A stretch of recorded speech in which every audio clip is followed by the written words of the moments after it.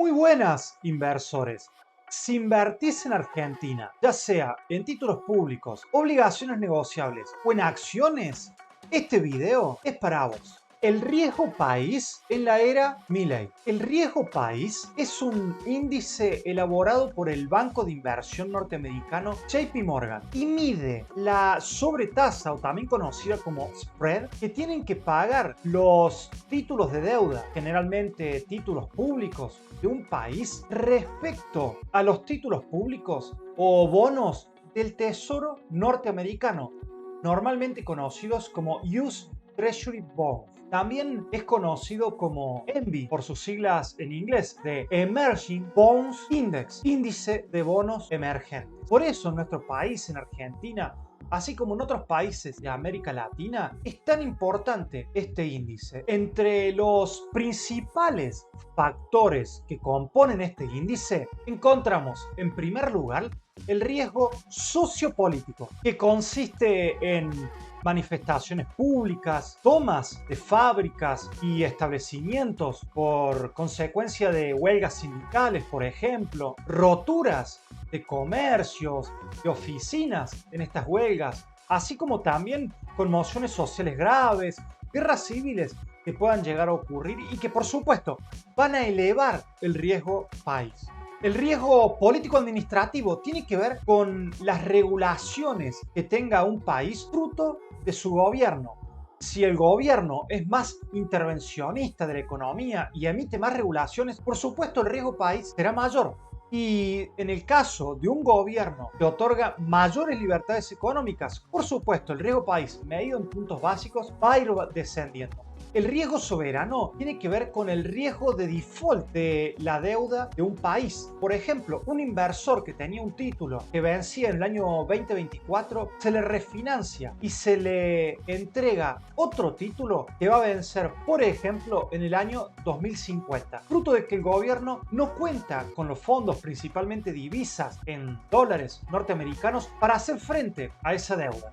El riesgo de transferencia consiste en la dificultad que puede tener una compañía para conseguir las divisas para girar, por ejemplo, las utilidades a su casa matriz, a su país de origen, o para pagar dividendos de sus acciones, así como también para pagar los cupones de renta y amortización de sus títulos de deuda, bonos corporativos u obligaciones negociables.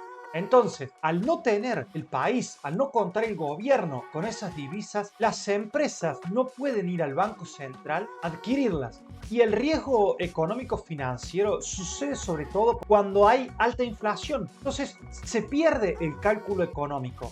Una compañía, por ejemplo, quiere establecerse en Argentina y descontando inflación, descontando riesgo país, calcula que su TIR, su tasa interna de retorno en dólares, tiene que ser, por ejemplo, del 20% anual. Y al hacer el cálculo financiero de su inversión, llega a la conclusión de que es alcanzable. Se establece la República Argentina y al cabo de 2 o 3 años resulta que esa rentabilidad no ha sido alcanzada.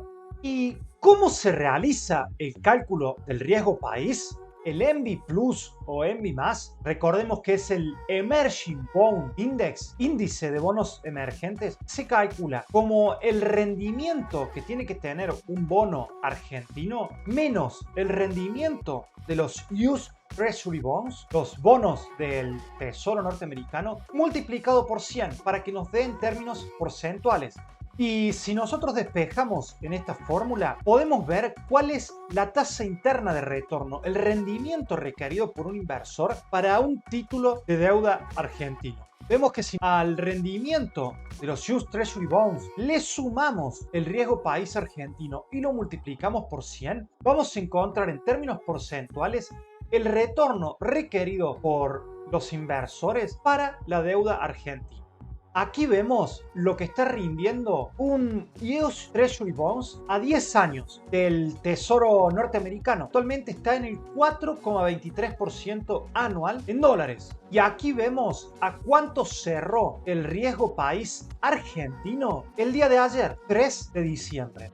Vemos que cerró en 752 puntos básicos, o el equivalente de un 7,52%. Si nosotros vemos la variación acumulada que ha tenido a lo largo del año, al iniciar al 1 de enero en 1906 puntos básicos y estar el 3 de diciembre en 752 puntos básicos, se redujo lo que va de este año un 253,46%. Y podemos verlo aquí gráficamente en esta reducción que viene teniendo desde fines del año 2023 y en todo lo que va del año 2024. Aquí vemos cómo se ha venido comportando el riesgo país cada una de las últimas presidencias. Con datos desde el año 2008, con Cristina Fernández de Kirchner, el peronismo o kirchnerismo, hasta la actualidad con Javier Milei. Vemos que durante el gobierno de Mauricio Macri tuvo su pico entre los años 2018-2019, así como también con el gobierno de Alberto Fernández marcando un máximo histórico de las últimas 2 décadas durante la pandemia del COVID-19. Y actualmente vemos en verde cómo se redujo fuertemente con Javier Milei. Y de aquí podemos sacar 2 conclusiones. En primer lugar, que al mercado financiero no le gustan los gobiernos que intervienen en la economía, sino que más bien prefieren gobiernos que dan libertades económicas y a su vez también valoran mucho la seguridad jurídica, no solo política, sino jurídica. Y con estos datos, entonces, si los insertamos en la fórmula, nos va a dar estos resultados en términos porcentuales. Si nosotros a la TIR del bono argentino le incorporamos lo que recién veíamos en el gráfico que está rindiendo un bono del Tesoro norteamericano que es un 4,23% anual y le sumamos el riesgo país al cierre del día 3 de diciembre multiplicándolo por 100, nos da que como mínimo la TIR de un bono soberano o subsoberano argentino tiene que ser del 11,75%.